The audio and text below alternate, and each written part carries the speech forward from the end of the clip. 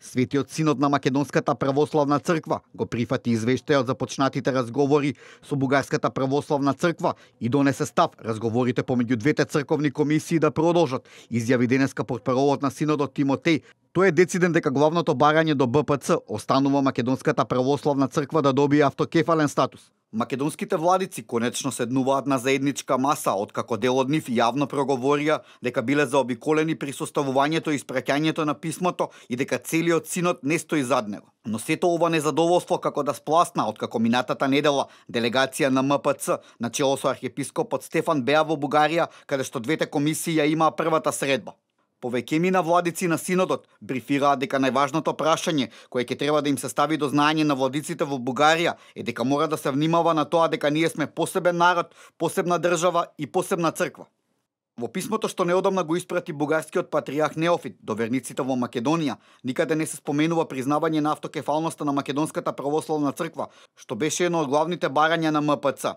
Од Бугарската црква исто така се бара да ја застапува пред другите помесни цркви за признавање на незината автокефалност. Иако јавноста во Македонија остана поделена по ово прашање, црковните и државните власти во Бугарија со воодушевување гледаат на договорот и на приближувањето на целокупните односи помеѓу двете земји. Професорот Дилјан Николчев од Богословскиот факултет во Софија за ТВ Нова вели дека долго време го застапува ставот дека Македонската православна црква треба да добие автокефалност. Разбира се, развивал съм тази моя теза, това мое становище на строго